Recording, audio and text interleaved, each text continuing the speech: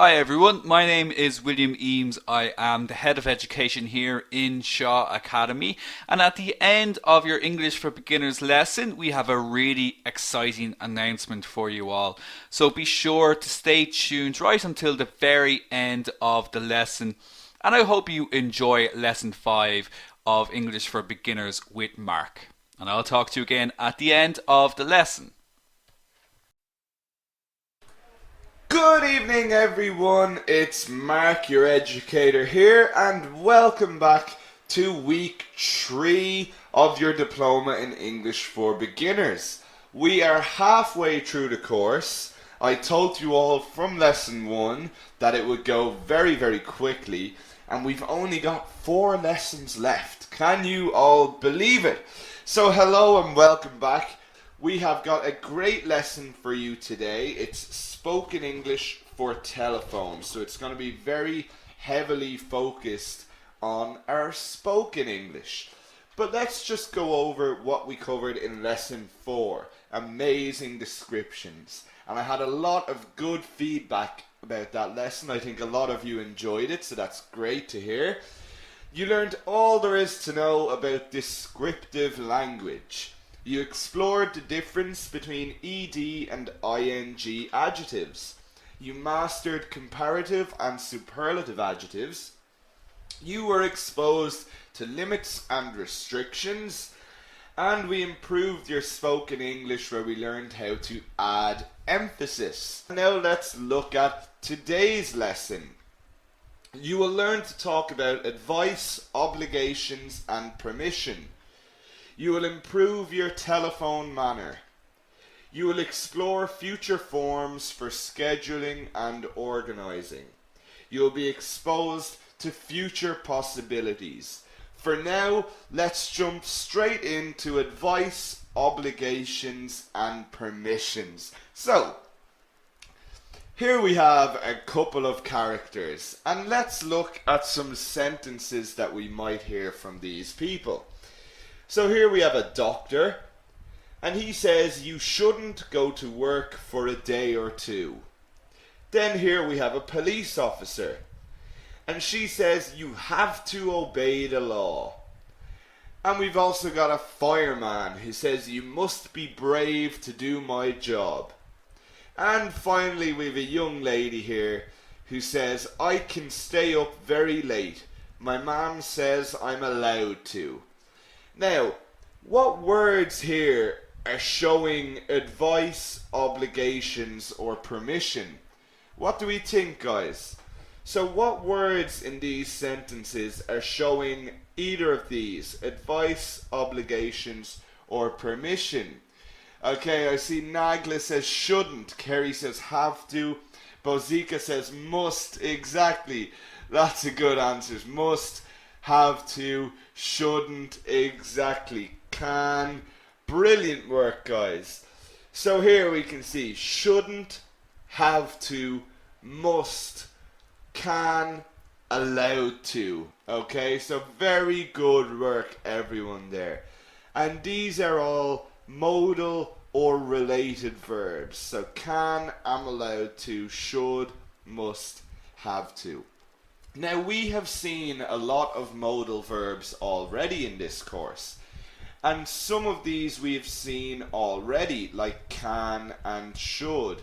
But remember, modal verbs like this have a lot of different uses. So for tonight's lesson we are only looking at advice, obligations, and permission. So let's start off with advice.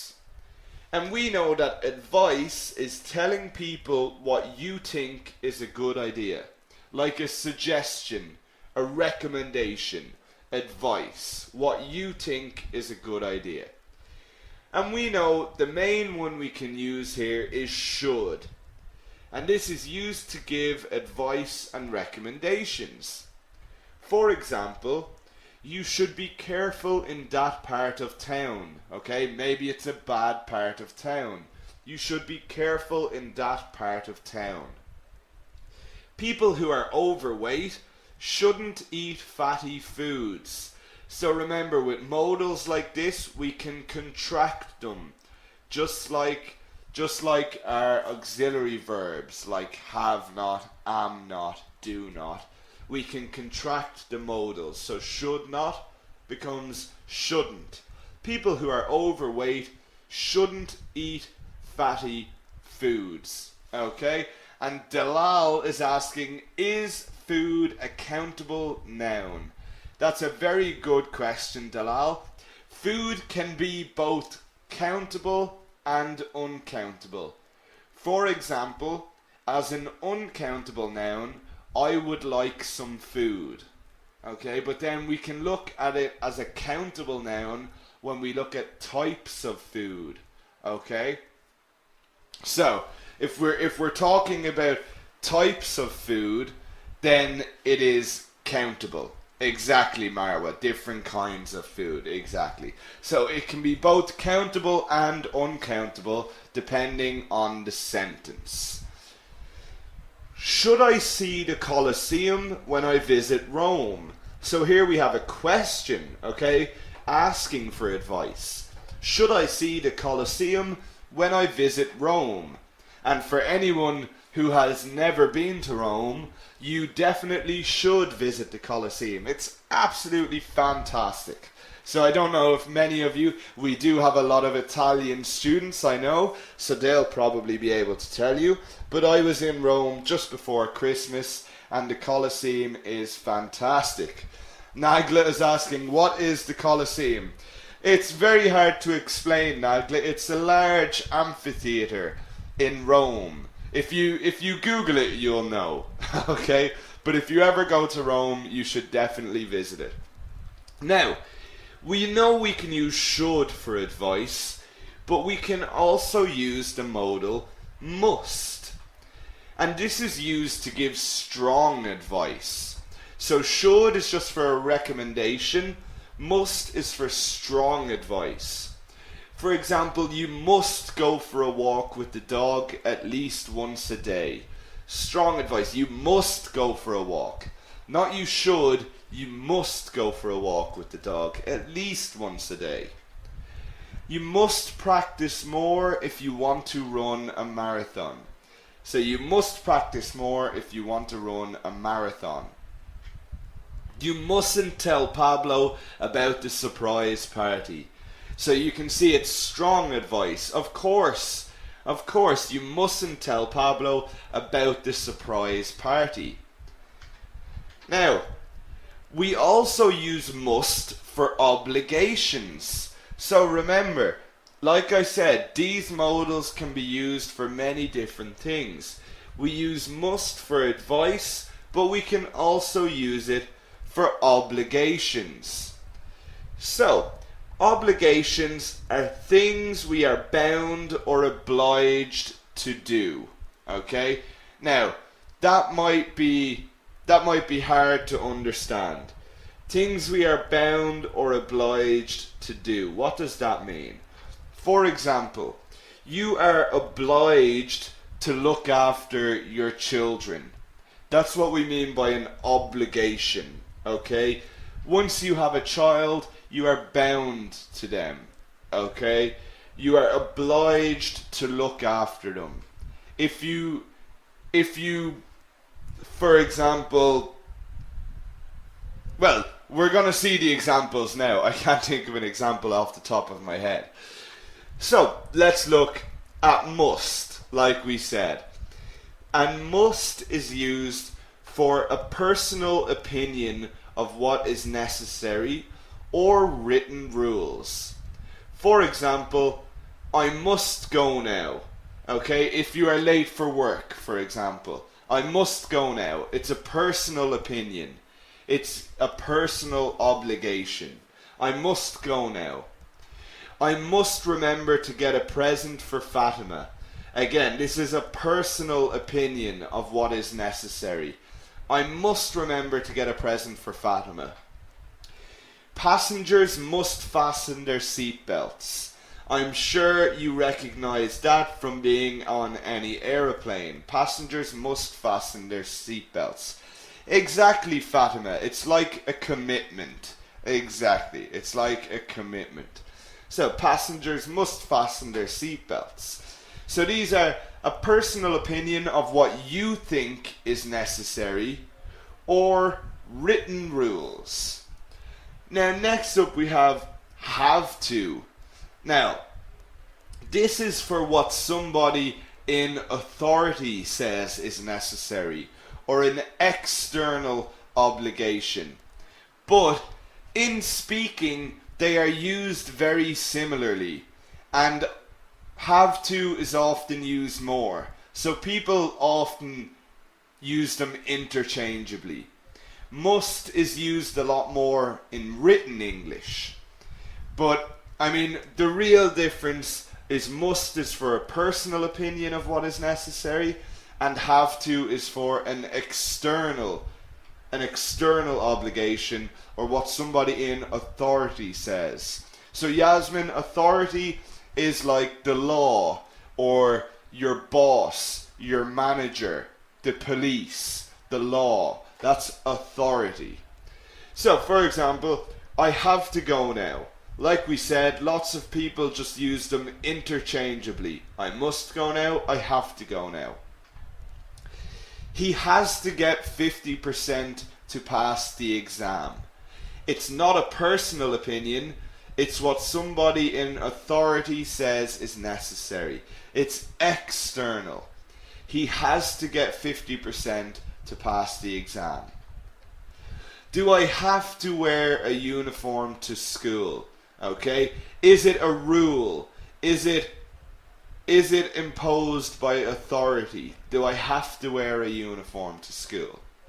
Now, like I said, the positive forms are very similar in meaning, and often people use them interchangeably. But the negatives have a completely different meaning from each other. Now look at this. You mustn't forget. And what that means is, don't forget. You have no choice. So you mustn't forget. You have no choice. You don't have to go means there's no obligation. You have a choice. So look at the difference between the negatives. There's a big difference. Where in the positives we can use one or the other when we're talking, in the negatives they have a very different meaning. You mustn't forget means you have no choice, but you don't have to go means you have a choice. Like if I said to you, you don't have to go to the party, you still can if you like, but if I say you mustn't go to the party, then you don't have a choice. And there's an easy sentence to remember which can help you remember this. In a non-smoking area, you mustn't smoke, but in a smoking area, you don't have to smoke. So that's a very good sentence to help you remember the difference between those negatives. In a non-smoking area, you mustn't smoke, but in a smoking area, of course, you don't have to smoke. So that's a very good sentence to remember that difference. And finally we are going to look at permission. And permission is allowing someone to do something, or being allowed to do something. And of course the first one, am allowed to. Okay, so the verb here, allowed. And this is used to express permission to do something. Used to express permission to do something. For example, I am allowed to have friends over to my house. The dog isn't allowed to come into the house. Are you allowed to answer phone calls in school? So you're asking about permission. Are you allowed to answer phone calls in school? Is the dog allowed to come into the house? No, the dog isn't allowed to come into the house. Okay, so that's the main one we use to express permission. But of course, informally, we can use the word can. So this is used to ask for permission or informally express it. Okay, as we all know, look at this question. Can I go to William's party? Can I go to William's party? You are asking permission. It's just like saying, am I allowed to go to William's party? I can't have friends over on weekdays. And ammer, the meaning of over here, means I can't have friends over to my house. I can't have friends come to my house. Okay? That's what we mean by over. I can't have friends over on weekdays. You're expressing permission informally. Exactly, Mohammed. Can I open the window? Asking for permission. Can you answer phone calls in school? So it's the same as are you allowed to? Just asking a little less formally. Okay? Now, as I said, these modals have many meanings, especially can. We know that can has lots and lots of different meanings, but we mustn't get confused. For now, we're only looking at advice, obligations, and permission. So we mustn't get confused. So let's have a question to make sure you are not too confused. So which is the best modal to use in the following sentence? You blank drive on the left in Ireland. So which modal is the best to use in the following sentence? Must, are allowed to, can, should, have to. So what do we think? What do we think? So, which side of the road you drive on would be a law. Okay, that's a law from the government or from your country.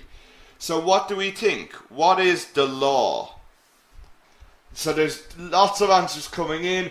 Lots of people are saying must. Lots of people are saying have to. And it's not the easiest one. There's lots of different answers coming in. It's split 50-50, I think. But the correct answer is have to. You have to drive on the left in Ireland. And why is that? Because it's the law, okay? It's an external obligation from an authority. It's a state law. It's from authority. It's an external obligation. So we would use have to. Remember, must is used for personal obligations. Have to is used for external obligations.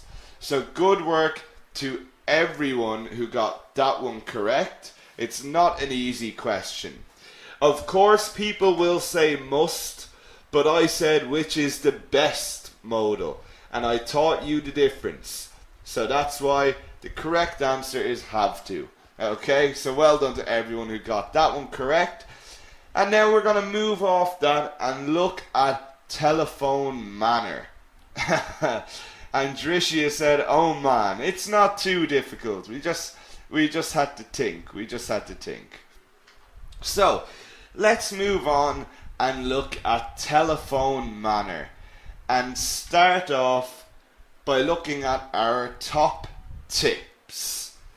And top tips for telephone manner. So all of these, the past 4 lessons have been leading you up to helping you to speak confidently. So this is where we are going to bring that all together. Because if you are talking to someone on the phone, you have no facial expressions, you have no body language. It's all about your spoken language. So this is very important. So let's look at my top tips for telephone manner first of all. Of course, answer calls quickly. That goes without saying. It's nothing to do with English, it's just polite to answer calls quickly. Have confidence. That is one of the main things. Even if you make small grammatical mistakes, just continue on with your flow. Have confidence when you are speaking. For example, if I'm talking to all of you like this, and every now and then I make a mistake, you won't even really notice it if I keep speaking at the same tone with the same flow. Now, for any of you who have a good ear, you will have realized that I made a grammatical mistake in that last sentence. But because I kept the flow and kept speaking with the same pitch and confidently, you didn't even notice it. Exactly, Kerry has said make a mistake. Okay, so it still sounded like I was speaking fluently, even though I made a mistake. So that's what I mean when I say have confidence. Just have confidence to use the language that you have learned. There's always going to be words you don't know. You're going to make mistakes. Even when I speak, sometimes I make grammatical mistakes. But it's okay. I'm fluent and I make small mistakes sometimes. Be polite and professional. Of course, many people have to speak on the phone when they are in work, so be polite and professional. Practice as much as possible. It is always best to practice. You will only get better from practice. If you have any opportunity to speak English, take it. If there is someone you can speak English with, always practice. It's the only way to get better. You can listen to as many of my webinars as you want. You can do as many exercises online. You can watch as much English television as you want. Unless you practice, you're not going to develop your spoken English. Dalal has said, even native speakers make mistakes. We shouldn't worry too much then. Exactly, Dalal. Exactly. As long as you are getting your point across, then your fluency is still at the same level. For example, if you take an IELTS test, there is only one part of the grading that is your grammar. Another part of it is the flow of how you speak, your fluency, okay? So how many stops and starts, and if you have to stop and go, so grammar is only one small part of it. Intonation is important. Now, what is intonation? That is probably a new word for a lot of you. Intonation is the raising and lowering of your voice. Okay, so for example, we know that when you ask a question, you raise your voice towards the end of the question. Okay, so if I say, do you like Mark's classes? Your intonation goes up at the end of a question. If you are sad or saying a negative statement, your intonation goes down. How was your weekend? Oh, it wasn't too good. See, the intonation goes down. So intonation is important. It's how you use your voice. Use contractions. So I've told you about this before. In spoken English, we use contractions. It makes you more fluent. It makes you sound more fluent. It makes you sound more natural, like a native speaker. I will becomes I'll. Do not becomes don't. You are becomes you're. Okay, in spoken English, contractions are always good. Use quantifiers to sound more polite. We looked at quantifiers in lesson 3, so we know what quantifiers are. They are words like a bit, a little, quite, etc. And we know that we can use them to sound more polite. So don't forget about that. Use the modals to make your speech more formal. Okay? So, if you are on a business phone call, you can use the modals to make your speech more formal. Could, would, can, may, etc. Okay? We've looked at plenty of modals so far in the course. So use them, use the quantifiers. It all improves your spoken English. Now that we've looked at the top tips, let's move on and look for some useful vocabulary when talking about phones or talking on the phone. Okay, Rawan has a good question.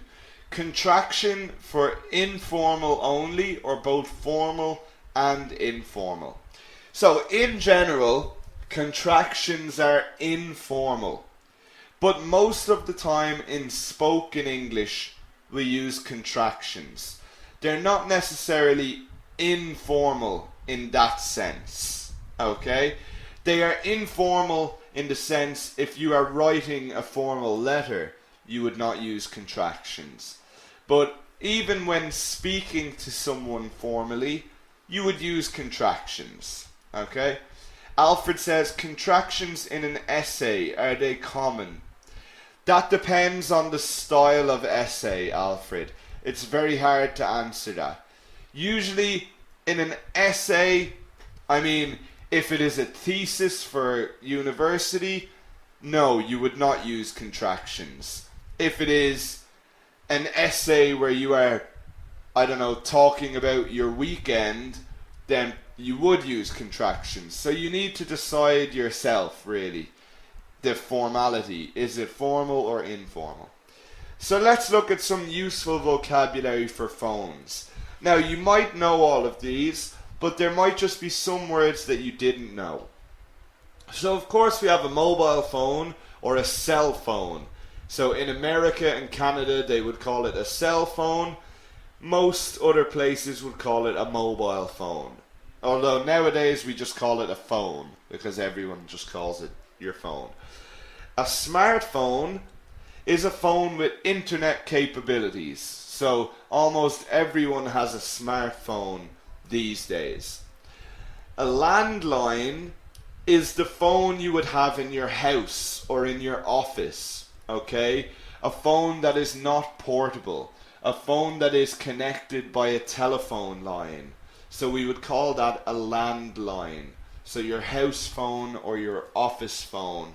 Exactly, McGarry. It's a fixed phone. Then we've got a caller. And we know from the ER that is an agent noun. So it's a person. The person who is calling. So the caller. So if I call Molitha, then I am the caller. Then we've got silent, which of course is the setting on your phone. So if you put your phone on silent, it does not make any noise. It doesn't ring, it doesn't make any loud noises. Low battery is of course when your phone has low battery. A missed call is when you do not pick up, when you do not answer a phone call. Answering machine or a voicemail is when your phone takes a message if you don't answer. Then we've got a text message or an SMS. So depending where you are from in the world, in Ireland we just say a text. Different places call them different things. I know in South Africa they do call them SMS. And then a country code is, for example, the number you put in front of your phone number if someone's calling from a different country. So America is +1. Ireland is +353. That would be called your country code. Megarius says it's 002 for Egypt. Okay? And then the line is if you have somebody on the phone. You have somebody on the line. You might have 2 or 3 different lines. Okay? Then we've got some verbs that are used especially for telephones. To dial is to enter a number. Okay, so if you dial the number, you enter the number. Sally is asking, is the receiver the opposite of caller? Yes, you could say the receiver or the recipient. The recipient we would probably use more often. So to dial is to enter the number. To ring means to call someone. So ring would be used a lot more in conversation than call. I would say, I ring my mother at the weekend, okay? I will give you a ring tomorrow. So I would say ring a lot more often than call. It's a lot more conversational. To pick up is to answer, and to hang up is to end a call. So these are phrasal verbs. So we've seen phrasal verbs before. They don't translate to the exact meaning of what we say them. So to hang up, obviously to hang something is like to hang your clothes in your wardrobe. But to end a call, we would say to hang up. Okay? Hang up that phone now. To be busy means you're already on a call. To call back means to call someone who called you first. So I can't speak at the moment. Can I call you back? Or can I ring you back? And then to charge your phone is to recharge your phone battery. So if you say, I need to charge my phone, you are recharging your phone battery. And let's look at how to use some of them in sentences. So, my phone is out of battery. I need to charge my phone. I rang him but it was busy. I will call him back later. Your phone is ringing. I put it on silent. Hang up that phone and listen. Okay, so there's just some ways you would use them in sentences. So some of these verbs that we only use when talking about telephones or telephone calls. Now that we've looked at the useful vocabulary, guys, I want to give you some useful phrases for using on the phone. So whether you are having an informal phone call with a friend, or you are having a formal phone call to do with work. Okay, Dalal is asking, is it correct to say my phone battery is about to die? That is perfectly correct, Dalal. My phone battery is about to die. If a battery is dead, it means there is no charge left. You've no battery left. So we would say, yeah, the battery is about to die. Exactly. Or my phone battery is flat. That's okay as well, Carrie. Yeah, that's okay. Or you could say, I'm out of battery. That is how I would say it most often. I am out of battery. Or I have no battery. So there's many different ways to say it. Now let's look at some useful phrases that we use. And let's start with the introduction. And of course, you could answer by saying, hello. The most obvious. Hello. Or hi, it's Mark here. I'm trying to get in touch with Mark. So if you are the caller, I'm trying to get in touch with Mark. Is Mark there, please? But of course, don't forget when to use formal language. So if you are on a business telephone call, good morning, good afternoon, or good evening. Could I speak to Mark, please? Or if you are the recipient, this is Mark speaking. So look at the difference between the informal and the formal. Hi, it's Mark here. This is Mark speaking. Is Mark there, please? Could I speak to Mark, please? So using the modals makes it more formal, as we know. Now, what if you're looking for more information? Again, our informal ones. Who's calling, please? Who's speaking? Who is it? Who am I speaking to? Okay, they are obviously informal. You would not say, who is it, on a formal phone call. So let's look at some formal ones. May I ask who's calling? Where are you calling from? Could you put me through to Mr. Kennelly, please? So that is extremely formal. Could you put me through to Mr. Kennelly, please? Is that definitely the right name or number? Okay, so nice formal ones. If you have to work on the phones, these are very helpful, okay? So Megarius is asking, why not who I am speaking to?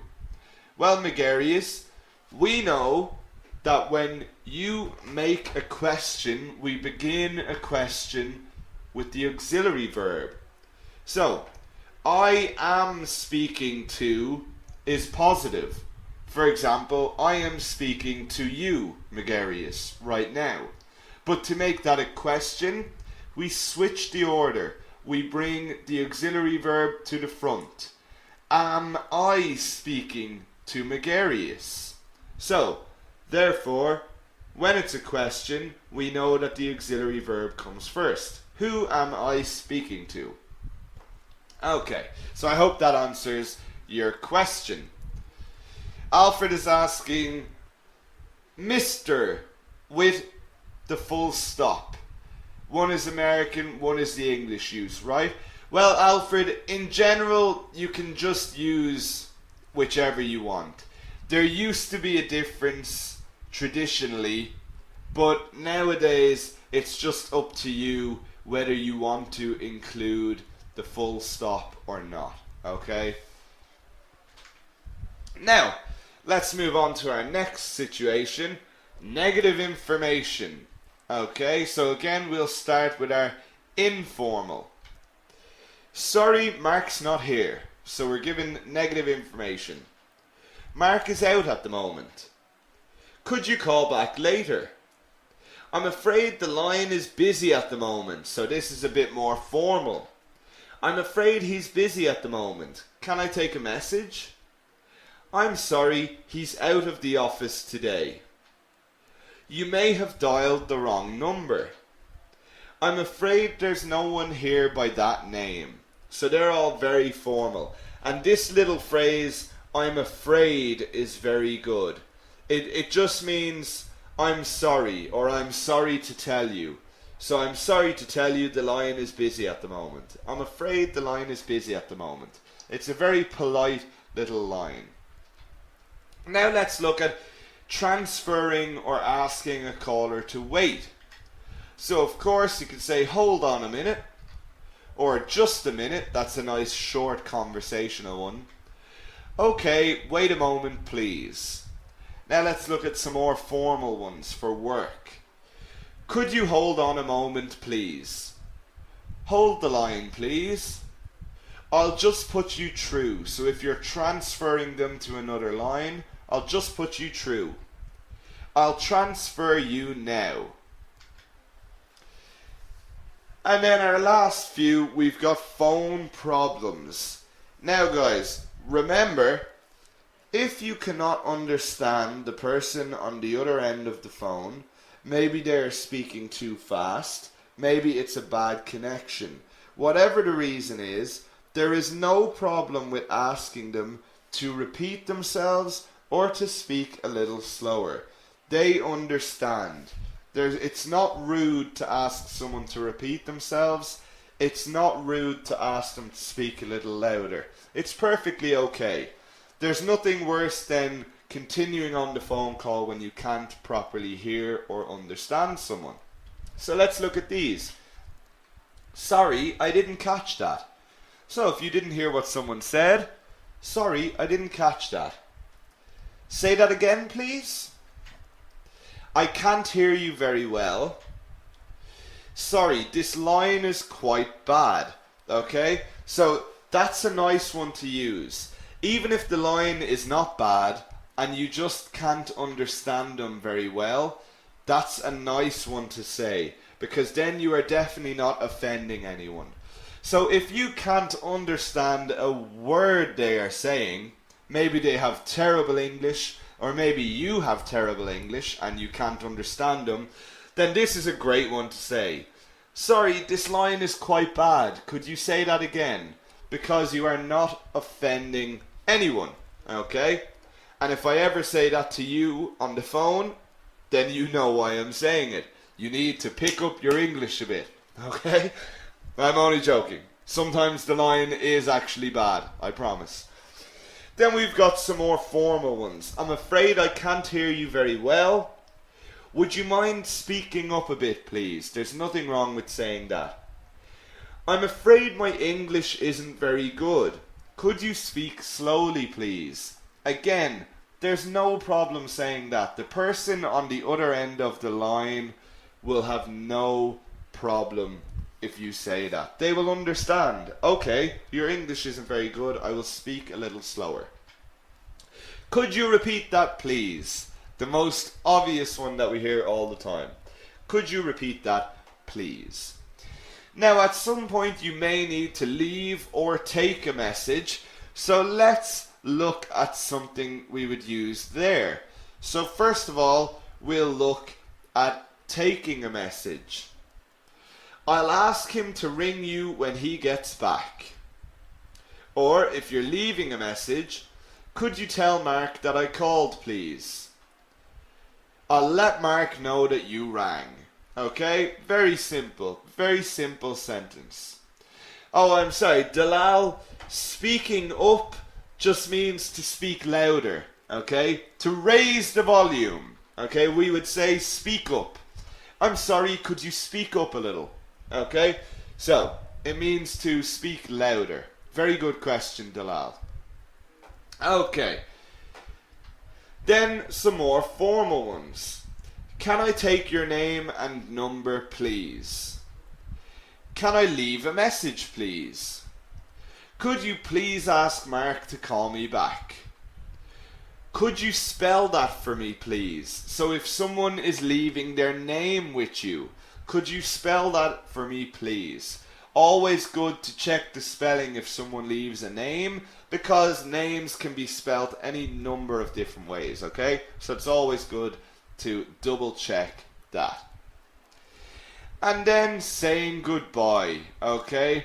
The easiest ones. Saying goodbye. Very simply, if it's informal, bye, talk soon, speak to you soon. Okay? Just like you would talk to your friend.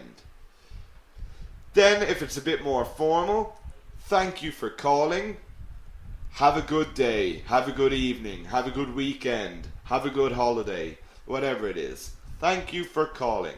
And you could still say bye after it. Thank you for calling. Bye. Okay, so these are all good for ending a phone call. Okay, so we had lots of good sentences there. And just to bring up what might be new words, repeat is obviously to say something again. And transfer is to send to another line. So I'll transfer you over to Mark. So I'll send you over to his phone, for example. Okay, Hen Mohammed is asking, speak down means slowly. Okay, we would never really say speak down. Speak up means to speak louder. Speak down we don't say. Okay, it doesn't really mean anything. Okay? Nelly is asking, if I want to ask him if he wants to leave a message, what could I say? Well, Nelly, very simply, you would simply ask, would you like to leave a message? So, for example, I'll let Mark know that you rang. Would you like to leave a message? Okay? Very simple. Very simple. Okay. Ahmed is saying, then say, I love you, bae. Okay? Definitely shouldn't use that in a formal sense. Anyway. Okay. Kerry's asking, how would you tell a person if they were talking too loudly? Okay, well, very simply, you could say something like, could you speak a little lower, please? Okay, a little lower. Could you speak a little lower?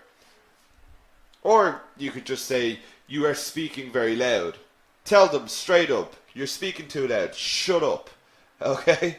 Something like that. Only if they're your friends. If it's a formal call, definitely don't tell them to shut up. Okay, so a question for all of you. Which of these is the most polite for phone calls? Who is it? What's your name? May I ask who's speaking? Who's this? Give me your name. Okay, so which of these is the most polite? And it should be very, very obvious. And already I can see Sama and Ferdous, Bilal, Ayaf, everyone. I can't see one person with the wrong answer. So yes, Joe as well, Nora. Of course it's number 3. May I ask who is speaking? We're using a modal to make it very polite, okay? May I ask who's speaking? Definitely do not say, give me your name, or who's this? That sounds a bit rude, okay? So, next we're going to move on to future forms for scheduling and organizing.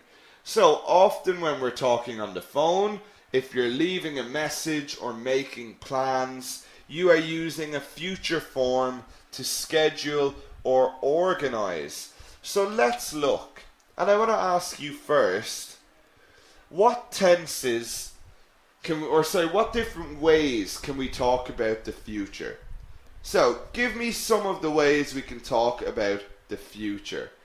And in general, we have 4 different ways that we use to talk about the future for scheduling and organizing.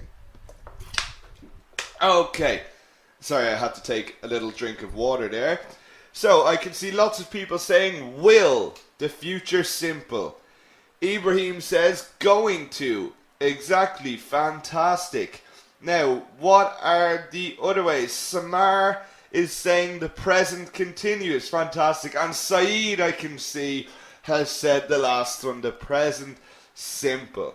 Okay? So, although these 2 are present tenses, we do use them for scheduling and organizing in the future. Now, let's look at the different ways we use these. And we'll start off with the normal future simple, will. And this is used for something you decide in the moment you're speaking, or a promise, okay? Now let's look at going to and look at the difference. Going to is used for plans which are already organized. So will is something you decide as you're speaking. Going to is for plans already organized. Let's look at some examples. I will call you back after work. So you're speaking to them on the phone. I'll call you back after work. He will not be able to ring me later. Okay? It's in the moment you're speaking. He will not be able to ring me later. He won't do your homework for you. We know that the negative, will not, can be contracted to won't. It's a strange one. It's not willn't, it's won't. So, he won't do your homework for you. And then, of course, with the question, we begin with our modal. Will you give me a hand, please? So these are all things you decide in the moment. Okay? In the moment. Now let's look at going to.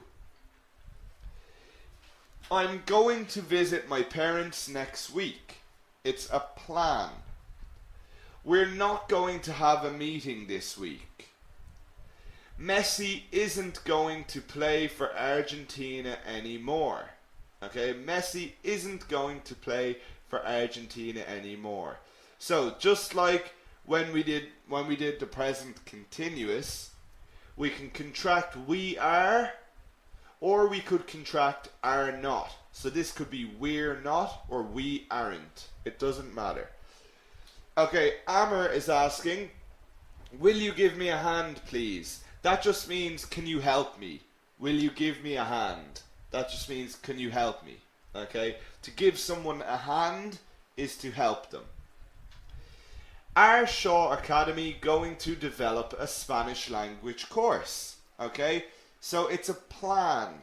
It's a plan. You're asking, are they planning to develop a Spanish language course? Excuse me. So that is the difference between will and going to. Now let's look at the other two. And we'll start with the present continuous. Now we looked in lesson 2 at how we can use the present continuous for the future. It's used for plans close to now, and it usually includes a time. Then the present simple is used for routines or a scheduled event. So let's look at the present continuous. I'm Skyping my mother at 10 p.m. Of course, Skyping is to call someone on Skype. Okay, so Skype has developed into a verb in the English language. So you can say, I will Skype you later. I'm going to Skype my mother next week. I'm Skyping my mother at 10 p.m. So it just works like a verb.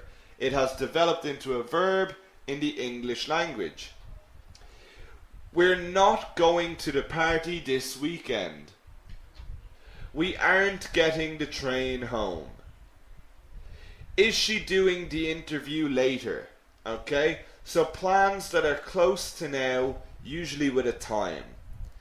And then the present simple is for routines or a scheduled event.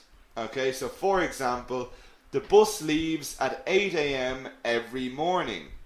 Exactly, Omnia. A routine is like a timetable, something that happens all the time. Okay? The bus leaves at 8 a.m. every morning. We play excuse me, something stuck in my throat. We play football after work on Tuesdays. I don't have a meeting later. So that's talking about a scheduled event. Okay, I don't have a meeting later. Or I have a meeting later. When do we board the plane?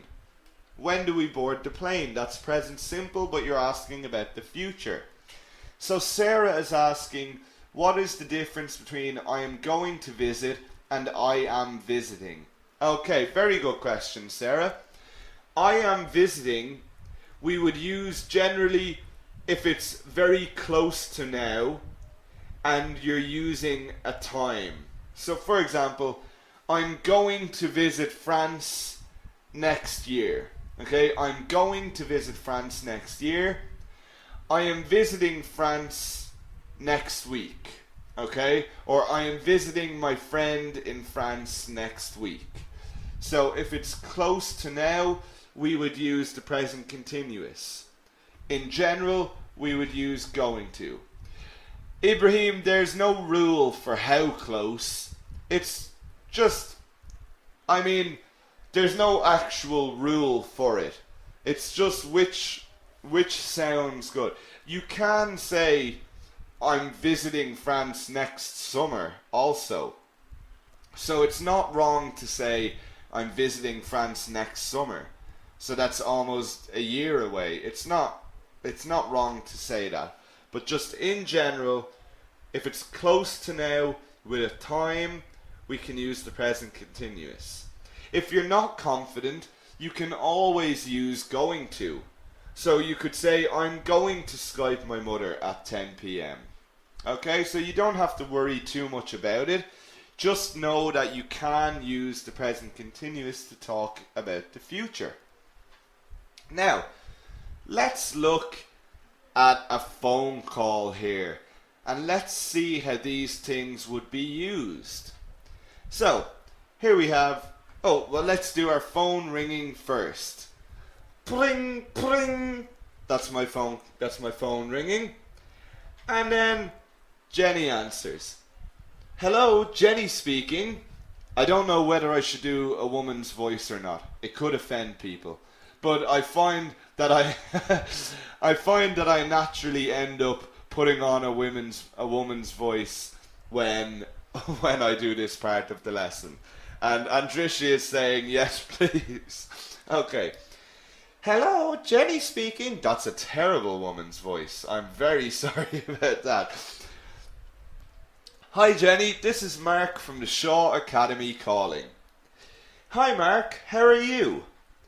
Very good, thanks. I'm just calling to remind you that your English course is starting tomorrow. Oh yes, brilliant. What time does the lesson start? It's going to begin at 7 p.m. Irish time. Oh, I won't be able to attend it. I'm working tomorrow evening. That's no problem, Jenny. We record every lesson for the students who miss them. Great, I will watch the recording then. Thanks for the information. You're very welcome. Hopefully I'll see you for the second lesson. You definitely will. Goodbye. Bye now. Okay, so there we had a little phone conversation between Mark and Jenny about Jenny's English course. So, look at all the different things we used here to talk about the future, scheduling and organizing. We have the present simple. What time does the lesson start? We have the present continuous. Your English course is starting. We have going to. We have the future simple. Will not or won't. We've the present continuous. Future simple. Future simple. Future simple. So lots of different ways to talk in the future. And you can see how naturally they are used in conversation. And we use different ones in different situations. So let's look at a question here. Which of these is correct for a meeting planned for next week? I'm going to meet a new client next month. I will meet a new client next week. I have a meeting after work. I'm meeting a new client next week.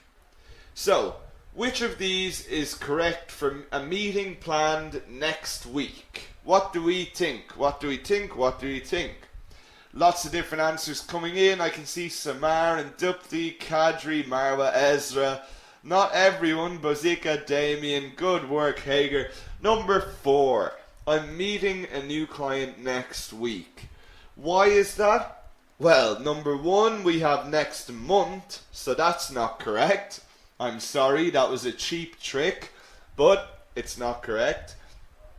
And of course, will we only use if you've decided in the moment, so it's not planned, okay? So number 4 is the correct answer there. And now guys, the final part of tonight's lesson, we are going to look at future possibilities. Okay, so we've looked at scheduling and organizing, now we're going to look at future possibilities. So let's look at our cute little polar bears here. And our man asks, do you think the earth will continue to get warmer? Okay, so do you think the earth will continue to get warmer? And the young polar bear says, I'm not sure. It might. The mammy polar bear says, if we don't change, it could. Okay, so if we don't change the way we live, it could. And then the wise old papa polar bear says, yes, it will. Definitely. Okay? Yes, it will. Definitely. Now, look at these different words.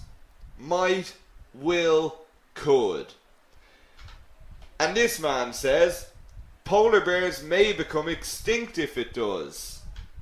And then the young polar bear says, oh no, I hope it doesn't. Okay? And when we're looking at future possibilities, we of course use modals. And if something is definite, we use the future simple like we just learned. Will or going to. If it's 100%, we use definite. Will or going to. But if it's only a possibility, we use might, may, or could. Okay? These are modals we use for possibility. Might, may, and could. Okay, Iham is asking about this word, extinct. So, extinct means if all of the polar bears die. Okay? So like the dodo bird. I don't know if any of you know the dodo bird. That is extinct. Dinosaurs are extinct. They no longer exist. They're all dead. Okay? As sad and pessimistic as that is, that's what it means. They're all dead. There's no more of them. Okay? So, let's look at how we use these different modals of possibility. Do you think you will pass the English exam? Of course, I will. And that is 100%.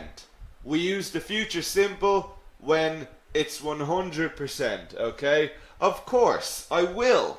I will pass the English exam. Now, let's ask her again. Do you think you'll pass the English exam? I might, but I'm not confident. Okay? I might, but I'm not confident. And might means there is a low possibility. Okay? I might win the lottery. I might win the 12-month Shaw Academy subscription, but I'm not confident. Let's look at our next answer.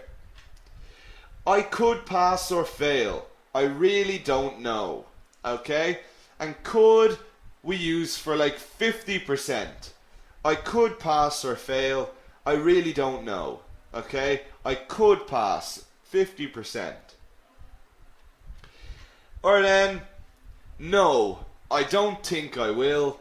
My mother may not be happy. And may is used for a possibility also, but it's a little bit more formal. Okay? So it's the same, but it's a little bit more formal.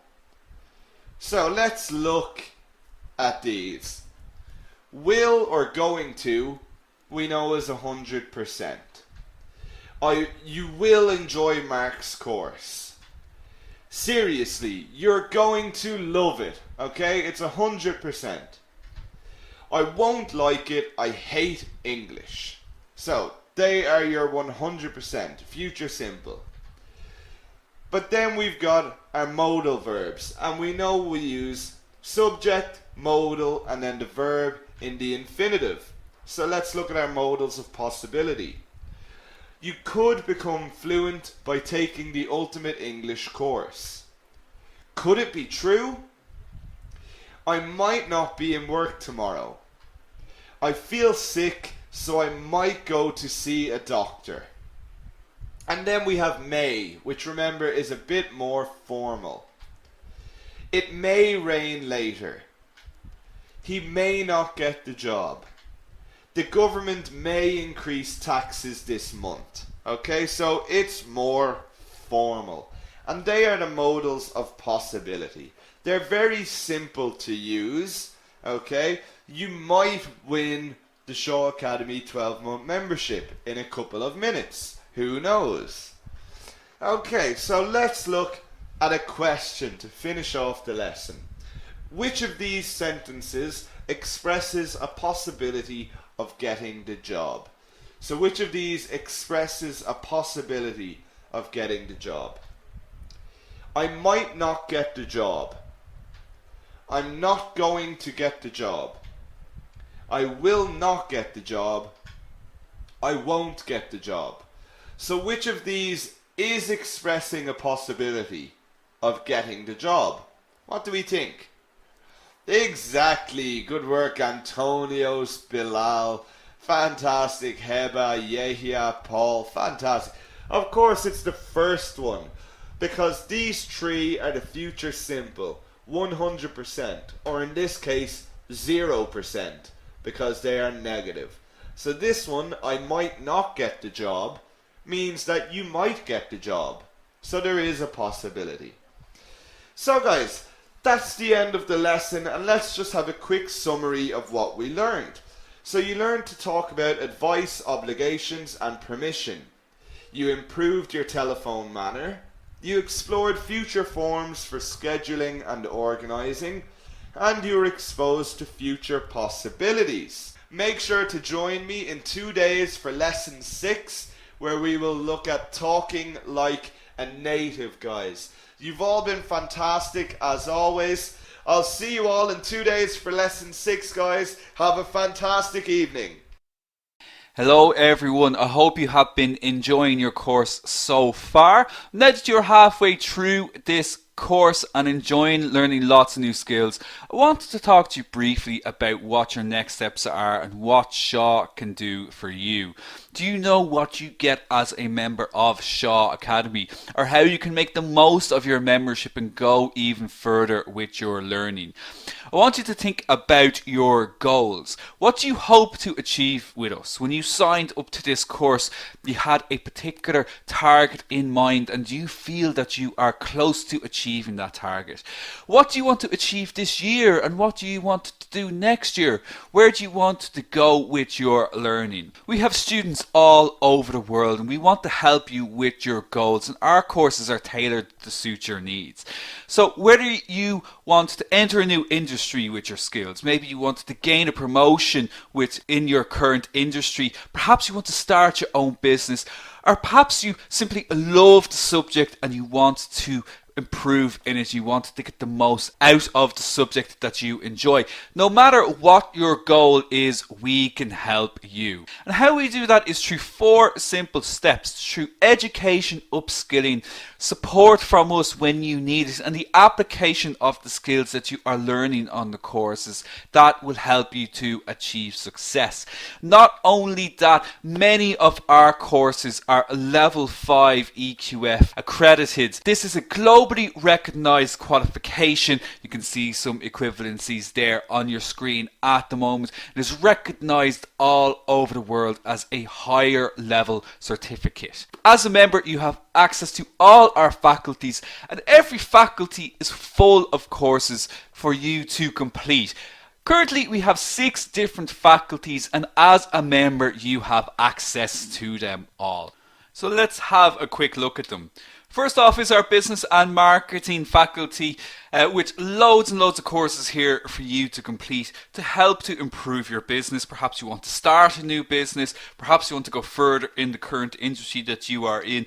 No matter what it is, your goal here, everything that you need to know about marketing can be found within our marketing faculty.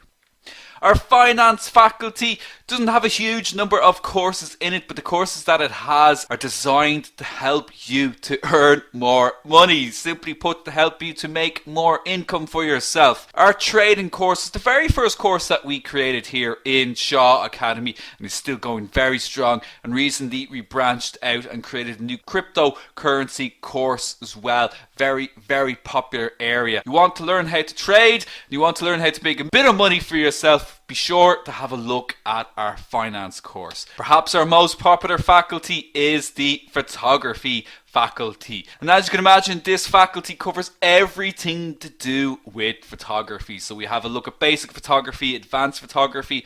If you want to become a wedding photographer, we have a course on that as well. Smartphone photography. If you want to get into video production, we also have editing courses within Lightroom, and so much more too. Everything that you need to practice photography, whether you want to do photography for the love of it, perhaps you wanted to get into photography as a career for yourself, everything that you need is contained within this faculty. And that goes very well then with our tech and design faculty, which looks at areas like graphic design, Photoshop, if you want to learn mobile app development, how to design your own website. This is where you're going to find it within our tech and design faculty. And perhaps you just want to take care of yourself and look after yourself. Perhaps you want to get in shape this year. Perhaps you want to get into teaching others about nutrition. Our health and wellness faculty has courses in nutrition, sports nutrition for all you athletes out there, and everything that you need to get yourself into a healthier lifestyle. Finally then, our lifestyle faculty is our newest faculty, which covers courses like music, guitar, beauty, cookery, and this is one that is growing rapidly. So all those everyday skills that you've always wanted to learn more about, you will find within our lifestyle faculty, and there's new courses being added to these faculties all the time. Now this is a very quick overview of all the courses that Shaw has to offer. Be sure to have a look at our website, shawacademy.com, to check out all the courses that might interest you. Now, if you're not already a member, or perhaps you want to upgrade your membership to give yourself more time to complete these courses, we have a very exciting announcement. We are offering 50% off for a limited time. So 50% off our membership for a very limited time.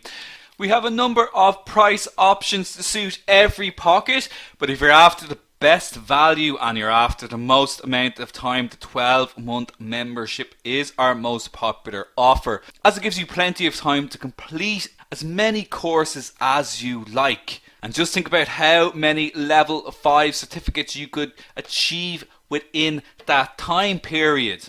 Now, we do display the price here in euro, but there is over 30 currencies available. So if you're from the US, if you're from South Africa, if you're from India, if you're from Australia or New Zealand or Canada or somewhere in Europe, check the link in your login area to see the price in your own currency. You can also check out the emails as well. We'll send you some emails with some information about the offer too.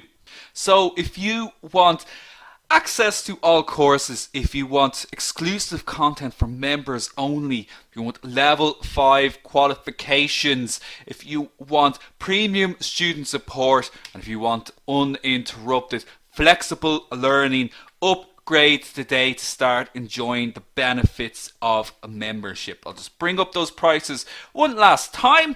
So if you have any questions about this at all, please reach out to us at support.shawacademy.com for more information. Be sure to check your emails and check your student login area as well. You'll find plenty of information about this offer. You'll also see the countdown timer. Unfortunately, this offer is only available for a limited time. So thank you so much for allowing me to bring this exciting announcement to you. And I hope to see you very soon on another course here in Shaw Academy. Bye for now.